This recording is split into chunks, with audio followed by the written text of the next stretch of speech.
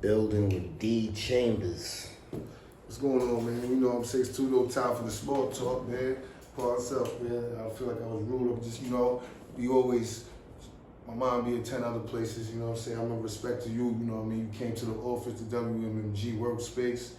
You know, this is but I'm gonna be doing a couple blogs for other franchises and people that like to get into blogs and their artistry, people that want to do photography or they need private meetings, you know what I'm saying? Start from the bottom, this is my second office, you know, putting WMMG, Warrior Mentality Music Group on the map, you know what I mean? Providing a service for artists other than myself. You know? Okay. Chamberz is gonna get into the blog game. Now I'm into being a mogul, just providing a service. This is more for a service. It's not really me doing blogs because I'm not doing the interviews. This is for people who need space for interviews. They might need the whole office space. They can make an office space for me. You know what I mean? Stuff like that. I have no time for the small talk. You know, I currently had a DTF radio. You can follow that. I have a lot of dope artists.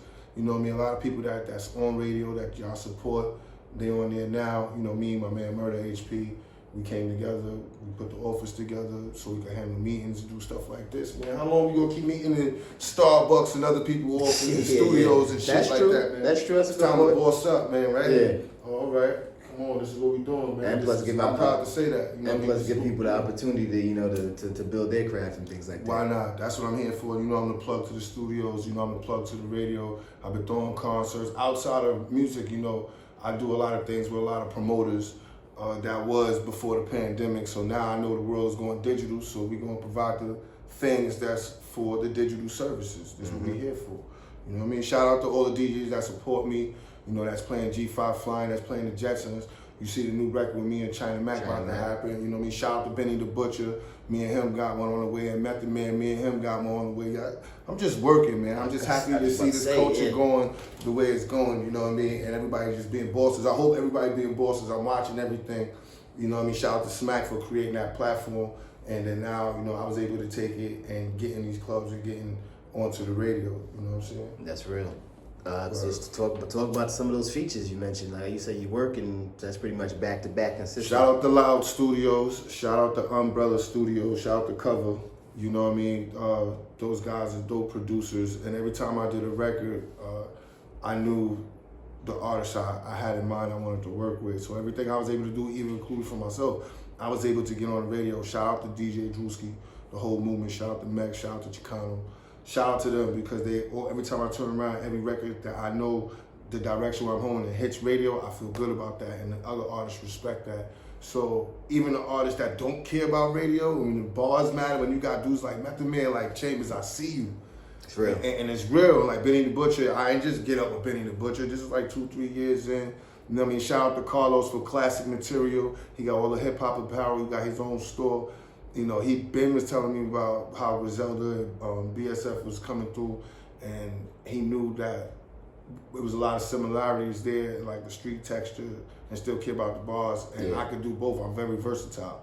So I made it my business to get up with Benny, and we chopped it up. That's real. We real, you know, we get up with every time he came out here. You know, we show love. I pop out at the shows. He show love. We on stage. He shout me out. It's not no fake fan shit. We respect each other.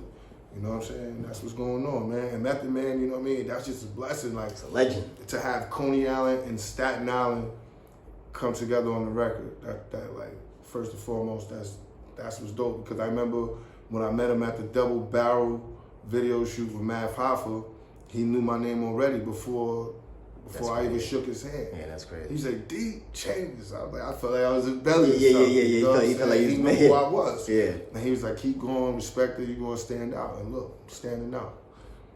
Oh man, I mean, just to let me, you know, Benny's kind of, I'm not gonna say Benny's a new guy, but you know, he's kind of one of those. Nah, Benny knew I wasn't slacking on that record. He knew he was coming to play. I wasn't coming to play. Yeah. And I wasn't gonna be like, damn, Benny, did you filter? He respected what I had to bring to the table, you know what I mean? And that's what's gonna make it a dope record. Shout out to Sir Capital. He produced that record, you know what I mean? And it's original beat.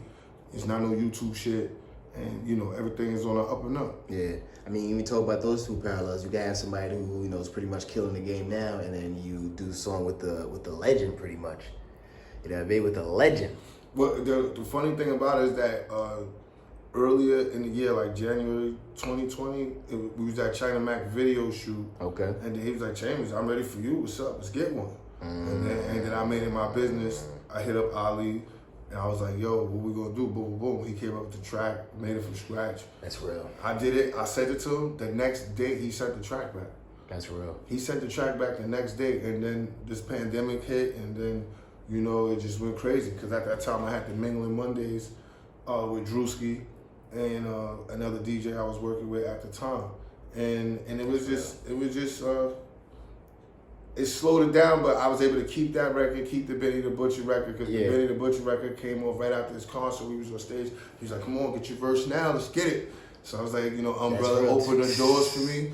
And, you know, Graf was there, China Mac was there. It happened so fast, they didn't even think it was going to happen. And then he was like, yo, y'all really went to the studio? I was like, yeah, I told you, man. What you talking about, man? Hustlers gonna go get it. Hustlers make it happen. I live with that warrior mentality. Yeah. So, I knew I was gonna go make that happen. You know what I mean? And it happened. Now, I mean, it's humbling to even hear that, like I said, because Method's a legend. For him to say, yo, I'm waiting on you, you know what I mean, and things like that. And he said it the next day. Meth watches everything. Just for all those who don't know, Meth watches everything. And he's a fan of it, and, you know, some things he's not a fan of, you know what I'm saying? Yeah. He come from that cloth where it's like, it has to match that texture. You just can't front and act like it is, because obviously you can see over times everybody card gets pulled, you know? That is true. Speaking of Meth watching everything, he's been a judge for the Ultimate Madness Part 2.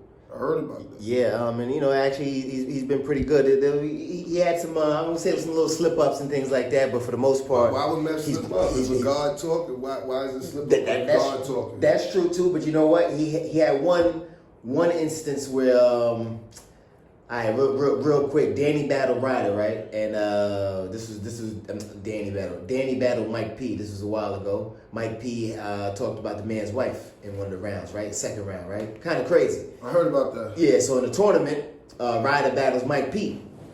Ryder talks about Mike P's girl kind of crazy in the second round, right? So now Method Man didn't really know the prior. He didn't know the Mike P and Danny battle, so he didn't really award Ryder points in the other battle. I mean, you talk about somebody that's in active movies. And we understand that. We understand that. Are we giving itineraries before the battle? Maybe we should check out the people, like, you know, they should say, yo, Meth, before you sit down, this is what happened. Yeah. Maybe you need an itinerary. And then he can have a catch up on what's going on. But he's real though, because the following week he said, you know what, I didn't know that, So like, you know. All right, so now the next one, have an itinerary. You know, it takes 10 minutes to refresh people's memory what happened. Just some inside outs, like, listen, this here. I think it's necessary. Like, cut me in the check or that one, you know what I'm saying? You know, I don't know whether to talk to Chico or Beasley. You know, because you know Smackers is going to, you know, he just support everything that's moving. But I think that's all it was. Meth didn't know what was going on. And I think nobody should be like talking spicy to no legend. Yeah. You know what I mean? This is why when people like, yo, nobody support me, nobody do this, and then y'all do things to disrespect a legend. I ain't jacking that. That's a good point that you bring that up too, because even we go back to Cassie and things like that. Some of the way that the fans and things were talking to him, and it's like, yo, you know, like you say how Method Man's watching, like. Imagine who else is watching, and maybe they thinking about getting in. They're like, you know what, this is a little too messy. I talked to Daylight. Daylight said the same thing. He said a lot of mainstream guys that would do it, but this is too messy. Because you got to think it like this. You're going to come up there, they're going to talk about TMZ and all this other stuff, and it's like, damn, I thought this was just rap, fam. You understand what I'm saying? So I think we need to just cut that line of leaving the drama and the rap. Yo, I just think Cassidy, you know, is a dope MC, right? And now he's challenging himself to be a producer.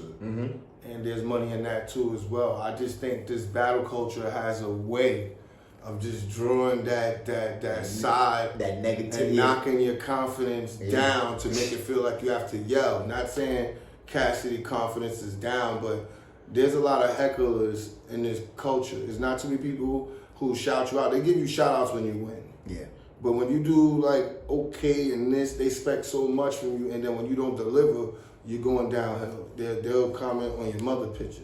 They'll comment on your baby's picture, and then next thing you know, your baby being somebody else's round. And when you, like, once again, Cassidy is from that era where things was happening. You're talking about a guy that was around ARAB and went through shit with Gilly, and you know what I'm saying, went through car crash, and y'all still don't respect the fact that he just came back to rap. Like, he got his bag, whatever he's getting, and you know what I mean? It is what it is. You know what I'm saying? You know what I mean? It's not like Goods is saying something. I'm just talking about the battle culture, the way they judge our legends or they treat people. They always add an age thing to this culture to make people feel like they should tap out, because look, when you look at country music, rock and roll music, when you look at jazz musicians, you look at anything outside of the black hip hop culture, they live for a long time and they hoorah, they pull a wheelchair out for them. They even have girls next to them, treat them like Bob Barker's next to them. But this culture, they want to fade you out and they want to make sure you're dead. They don't even want to talk about you, but when they see you in the street, they want a picture. They want to say what's up. They want to say you the best rapper ever. And, you know, hopefully you got some merch on you so you can make $20 or $30 and sell something. Yeah. That's all I can say, man. I mean, speaking of that, Method Man and Math went down. I think Method Man had actually a good performance. My only thing about the battle, I wish it was a little longer, but I understand. I thought it was dope. I think I think for the fact that whoever came up with the idea, you know what I mean, the fact that people was able to come up with that idea and drag Meth out of what he was doing to actually put bars together to show him, like, yo, boy, you calling me outside, what's up? What's up? Like, he, you know, he did the Woo, the Serious, Two Hoppers, you can't, he has a lot of memorable bars. And was that, I Catch a Lick with Swords, like, and then Math with the Justin and Justice side. He came out the gate with that, I just want to know who's next, man. But yo, I'll be honest. No, hold on. Before you say who's next, though, but would you want to see Method Man again a little longer, though? Maybe a little longer. Whoever call up Meth, you know what type of time he's on. That means he's rapping. You know what I mean? He's not coming to play. You can't just. You know what I mean? I'm happy Math was able to